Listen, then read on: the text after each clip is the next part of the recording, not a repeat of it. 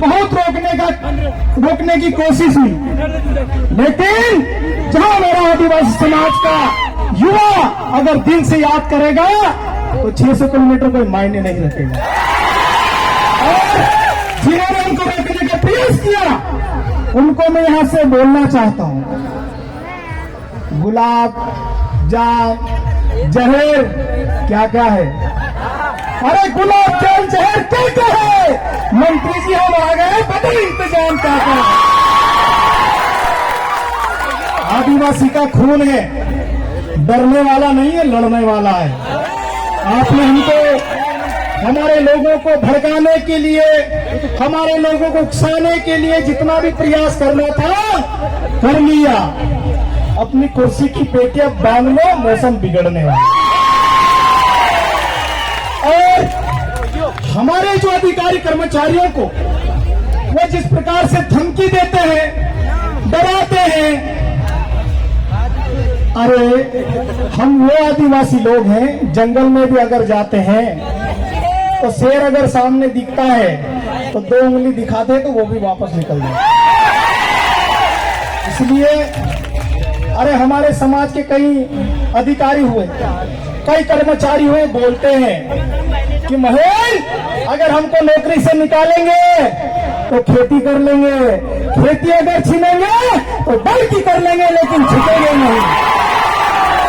और वो लोग हमको झुकाना चाहते हैं। अरे हमारे महापुरुषों ने हमको झुकाना नहीं सिखाया, तो गद्दार व्यक्ति हमको सिखाएगा झुकना। जो ताला बदल लेता है अपने स्वार्थ के लिए। साथियों, इस मंच पे मैं यहाँ पे एक शहीद हुए आपके जिले के, हमारे समाज के होनहार युवा, मैं खुमसिंह भिवाला को भी मैं यहाँ से सत नमन करता हूँ कि उन्होंने देश के लिए अपनी जान दी और समाज का नाम रोशन किया। इसलिए आज आदिवासी समाज गर्व के साथ कहता है कि खुमान भिलाला हमारे समाज का खून है।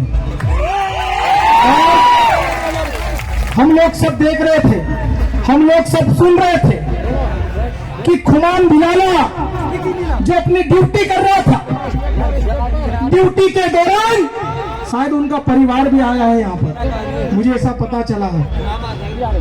वो ड्यूटी कर रहा था, वो अपना फर्ज अदा कर रहा था, लेकिन तुम्हारे इस क्षेत्र का विमानन एक मंत्री है, वो भी भगोड़ा है, जिसको श्रीमंत कहते हैं, विमानन मंत्री है, लेकिन एक आदिवासी शहीद एसएफ के जवान को विमान नहीं मिला। और आप हमारे कार्यक्रम में आके नाचते, अभी भगोड़ी में नाच रहे थे, वो एक दिन देखा मैंने वीडियो, नाचते नहीं आता, लेकिन तुम लोगों को धन्यवाद कि तुमने राजा महाराजा को भी अपनी उंगली पे नचाना चालू कर दिया। खुमान भिलाला के लिए एक विमान नहीं था। और यहाँ के मंत्री जी, पंचायत मिनिस्टर है, वो उनके अंत्येष्टि में जाते हैं, बोलते हैं शहीद का दर्जा दिलाएंगे, उनकी वाइफ को नौकरी दिलाएंगे। कहां गया वो वादा, कहां गए वो तुम्हारी झूठी बातें। साथियों, हमारे जो समाज के शहीद जो हुए उसको शहीद का दर्जा हम लोग दिलाएंगे, हम लोग लड़ेंगे उनके लिए, उनके परिवार को हम लोग सब मिलकर न्याय दिलाएंगे। हम लोग कोई मिनिस्टर नहीं है, ना हम कोई श्रीमंत है, हम जमीन के लोग हैं, और जमीन पे जमींदार बैठता है, गद्दी पे गद्दार बैठता है। इसलिए आप सबको किसी भी प्रकार से डरने की आवश्यकता नहीं है, लड़ने की आवश्यकता है। आज पूरा देश देख रहा है मणिपुर जैसी घटनाएं। आज हमारे समाज की माताएं बहनें यहाँ पर बैठी, आप लोगों ने भी वो वीडियो देखा होगा। हमारे समाज की 2 बहनों को निरस्त कर घुमाया जा रहा था, उनके साथ हरकतें हो रही थी, उनको बीच चौराहे पर गोली मारी जा रही थी, लेकिन हमारे समाज के एक भी विधायक, एक भी सांसद ने आवाज उठाने की कोशिश नहीं की, हिम्मत नहीं की। ऐसे विधायकों को चुल्लू भर पानी में डूब मरना चाहिए, ऐसे सांसदों को चुल्लू भर पानी में डूब मरना चाहिए। साथियों, हमारे प्रदेश के ढोंगी माननीय मुख्यमंत्री जी सीधी की एक घटना होती है, हमारे समाज के एक व्यक्ति पे एक दबंग व्यक्ति सर पे बाथरूम करता है और दूसरे तीसरे दिन माननीय मुख्यमंत्री जी भोपाल में बुलाते हैं, उसके पैर धोते हैं। सर पे बाथरूम किया है, पैर धोने से क्या होगा? तो ये पूरा ढोंग हो रहा है। इस बात को हमको समझने की आवश्यकता है। साथियों, गुना जिला मेरे लिए नया नहीं है। यहाँ का एक एक गांव मैंने देखा है, एक एक जंगल मैंने देखा है। आज आप खेड़ी खतो तरफ चले जाओ, भमोरी तरफ चले जाओ, जंगल एरिया में दूसरे लोगों को जाने से डर लगता है, लेकिन हम आधी रात को निकल जाते हैं। दूसरे लोग बोलते हैं, एक बार हम पूछ रहे थे कि हमको वहां जाना, तो उसने किसी ने दुकान वाले ने बोला गुना में कि बोले वहां थोड़ा सोच समझ के जाना, बोले उधर आदिवासी इलाका है। सुनकर सीना गर्व से चौड़ा हो गया और हम लोग चले गए और हमको किसी प्रकार की कोई दिक्कत नहीं है। आज वो लोग हमारे सर पे पेशाब करते हैं, हमारी माता बहनों को रोड पे नंगा घुमाते हैं, लेकिन हमारे पूर्वजों की अगर हम बात करें, हमारे वरिष्ठों की अगर हम बात करें, कोई सर पे पेशाब करने की तो बहुत बड़ी बात हो जाती है। साथियों, कोई अगर हमको आंख दिखा के भी बात करते तो उसका सर कट जाया करता है। वो खून हमारे आदिवासियों में। ये तो आज ठीक है, हम संविधान के हिसाब से चल रहे हैं, वरना हमको जंगल सौंप दो। शेरों से तो पहले हमारी यारी दोस्ती है, उतने बैठने उनके साथ, जिनको देख के तुम्हारी पेंट गीली हो जाती है, उनके साथ हमारा बैठना उठना होता है। साथियों, यह आदिवासी समाज है। यह आदिवासी समाज भोला दिखता है, गरीब दिखता है, इसके तन पे फटे हुए कपड़े दिखते हैं, इसके जेब में पैसे नहीं होते हैं, लेकिन जिगर वाला होता है। जो उसे तू देख ले, सुन, ये दम किसमें है? हाँ, जूछे दियो और ले सुन, आज जूछे खाई ले जे, काल वाले देख सुन। कोई मिला तो ठीक है, नहीं तो लावरा की तरह जिंदाबाद। हमको कभी भूख की टेंशन नहीं रही है, हमको कभी पेट की टेंशन नहीं रही है। हम लोगों को, जो लोग आज टाटा अंबानी के जो बड़े बड़े उद्योगपति व्यापारी हमारी चीजों को बड़े बड़े माल में बेच रहे हैं, ये किसने सिखाया? हमने सिखाया। आज जो आदिवासी है वो जंगल में जाकर बता देता है कि कौन सा पत्ता खाने योग्य है, कौन सा फल खाने योग्य है, और कौन सी औषधि को लगाने से खून रुक जाता है, कौन सी औषधि लगाने से गुमड़ा बैठ जाता है। ये किसने है कला? मंत्री जी में तो नहीं होगी। ये कोटी सांदा वाले क्या जाने सब्जी क्या होती, भाजी क्या होती है, ये हम लोग जानते हैं। इसलिए आप सबको अपने आप पे गर्व करने का विषय है। आज गुना में देखा, रास्ते भर हमारे युवा साथी गले में पीला गमछा, किसी के गले में गोफन थी, किसी के हाथ में फालिया था, किसी के हाथ में तीर कमान था। और जब मैं सुबह लोअर और टी शर्ट में आ रहा था, मुझे कोई नहीं पहचान रहा था, और मैं जानबूझ के, क्या है यार तुम्हारा? बोले हमारा कार्यक्रम है। मैंने कहा कौन आ रहा है? तो बोले उधर कुक्षी तरफ का कोई हमारा बाहुबली है, वो आ रहा है। साथियों, मैं अपने आप को बाहुबली नहीं बोलता हूँ, ये समाज का प्यार है, युवाओं का प्यार है, इसलिए मुझे बोलते हैं। और आदिवासी बाहुबली होता है, आदिवासी बब्बर शेर होता है। इसलिए आज में जो जोश है, जुनून है, शायद मंत्री जी भी कहीं नुक्ती पूड़ी खिला रहे से सुना है। और ध्यान रखना, जो लोग आए ना, ये सोपरमल भी नहीं है क्या? और हो तो 2-1 मुठ मेरे को भी खिला देना, क्योंकि सुबह से मेरे को भी इन लोगों ने खाना नहीं खिलाया। तो उनके पास पैसा है, उनके पास 35 करोड़ रुपए है, हमारे पास क्या है? 35 रुपए भी नहीं है। जंगल है, नहर, शाम को 2 पैक मार के हम भी हो जाते हैं, वो अलग बात है। साथियों, आज युवाओं को हमारे देश के माननीय प्रधानमंत्री जी बोलते हैं पकोड़े तलो, अडानी का तेल, अंबानी का गैस, और वो 1.5 आंख वाले का बेसन, तीनों व्यापारी काम को सब सामान दे के बोल रहे हैं तुम तो पकड़े तो लो पकोड़े। अरे पकौड़े क्यों तल लेंगे यार, लावरे कितने तल लेंगे, जंगल में जाके खुद ढूंढ लेंगे, हमारी व्यवस्था कर लेंगे। आज हमारे देश में, प्रदेश में, चाहे वो गुना जिले में हो, कहीं पर भी हमारे लोगों के साथ जिस प्रकार से अन्याय अत्याचार होता है, आज मैं इस मेरे युवा साथियों को मैं गर्व के साथ इनको सल्यूट करना चाहता हूं कि आप लोग, चाहे धार की घटना होती है, चाहे मंदसौर में घटना होती है, चाहे वो नेमावर की घटना होती है, चाहे वो झाबुआ में घटना होती है, लेकिन गुना के भाई को भी दर्द होता है, भिंड मुरैना में जो हमारे लोग हैं उनको भी दर्द होता है। यही तो है हमारा आज की जो क्रांति जिसको हम बोलते हैं, यही तो है क्रांति। क्योंकि आज मैं 600 किलोमीटर से आया हूं, हमारी भाषा, बोली, रीति रिवाज 20 से 30 किलोमीटर के दूर जाके चेंज है, फिर भी आदिवासी रोता है तो सबको समझ में आता है, आदिवासी हंसता है तो सबको समझ में आता है।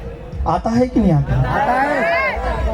या हुई तो सब जात रहे नाचने काम छे ने काई घटना हो जाए, कोई मर जाए कि नाचना काम नहीं आए होगा ही बस तो सबको समझ में आता, भले उनकी रीति बोली भाषा समझ में नहीं आती, लेकिन आदिवासी दिल से जुड़ा हुआ व्यक्ति है। और आज हमारे ही लोगों को कुछ लोग तोड़ने का प्रयास करते हैं, उनको दबाने का प्रयास करते हैं, लेकिन आज आपने इतने महान क्रांतिकारियों की जो फोटो लगाई है, ये दबने वाले नहीं थे। और आपने प्रकृति का नियम भी देखा होगा, जो बीज होता है, बीज हम जमीन में लगाते हैं, उसमें मिट्टी डालते हैं, जितनी मिट्टी डालते हैं उतनी तेजी से वो निकलता है। मंत्री जी 4 महीने बचे हैं आपके पास अभी, और जहां से आप चुनाव लड़ते हो हमारा वोट प्रतिशत बहुत ज्यादा है। ऐसा नहीं हो कि आपको भी दूसरा महाराज बना दे, हो सकता है कि नहीं हो सकता है? तो साथियों, मेरे गुना जिले के वासियों, आप सबको हमारे समाज के हक अधिकारों के बारे में जानना है। हमको संविधान ने क्या दिया, हमको बिरसा मुंडा ने क्या दिया, हमको टंटा भील ने क्या दिया, उसको हमको समझना पड़ेगा। वरना ये लोग आएंगे, हमको बहकाएंगे, फुसलाएंगे, कोई क्वार्टर देगा, कोई साड़ी बांटेगा, कोई दारू बांटेगा, कोई सेवपरमल बांटेगा और तुमको गुमराह करेंगे। लेकिन अब जब जो भी आपके बीच आए उसको पूछना कि भाई हम गुना में विश्व आदिवासी दिवस मना रहे थे, तब आप कहां थे? आज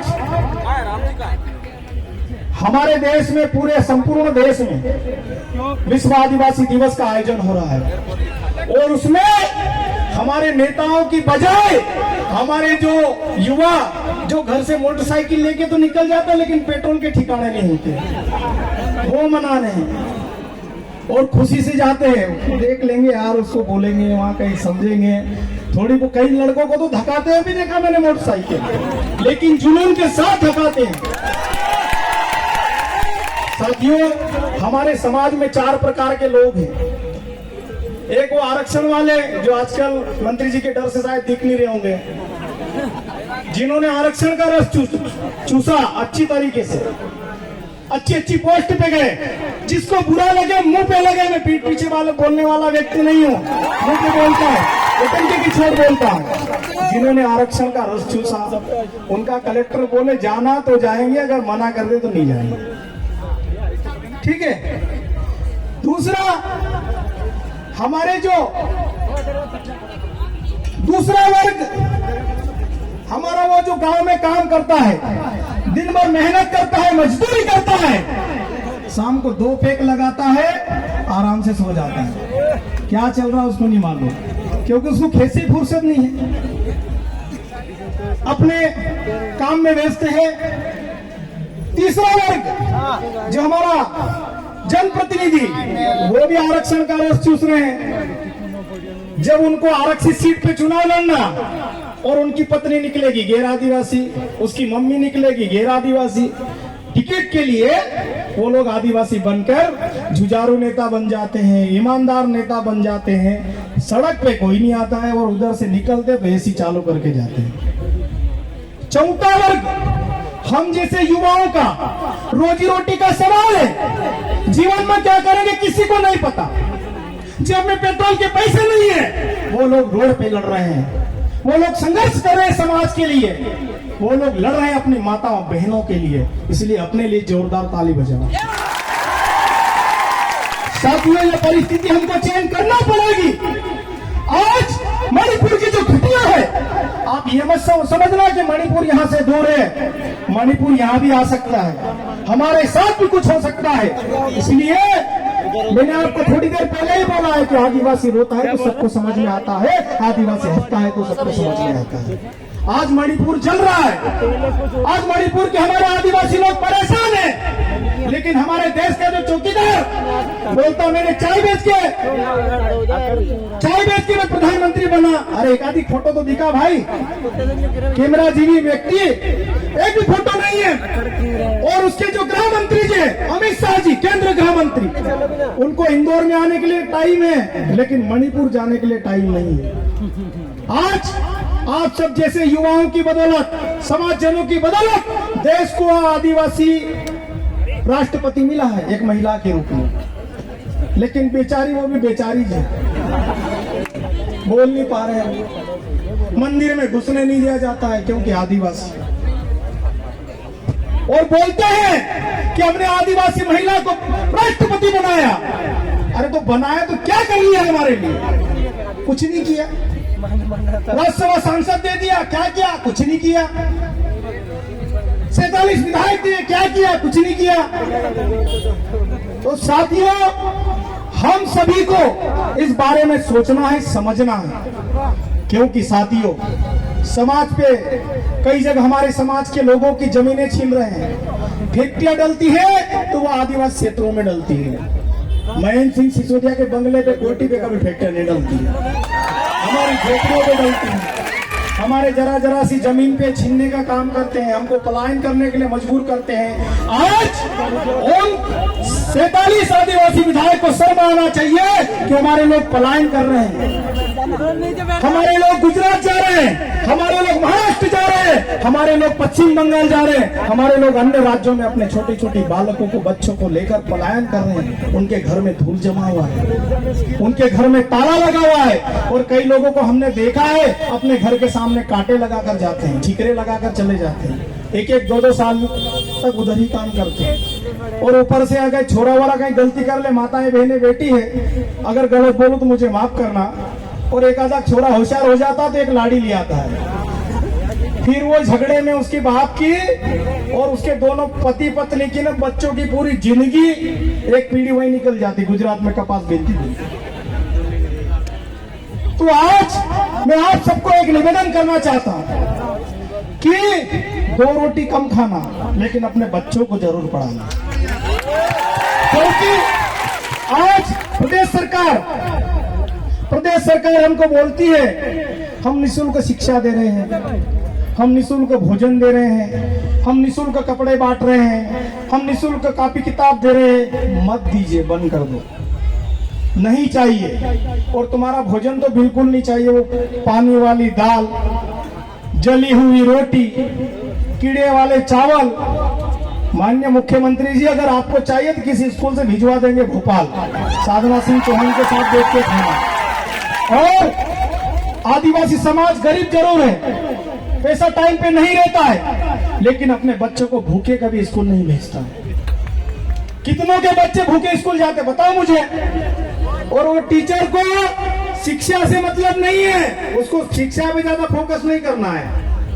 तीसरी का बच्चा पढ़ाई कर रहा है, पुस्तक पढ़ पा रहा है नहीं पढ़ रहा है, उसमें चिंता नहीं करना है, बस उसको मध्याह्न भोजन की जानकारी देना है।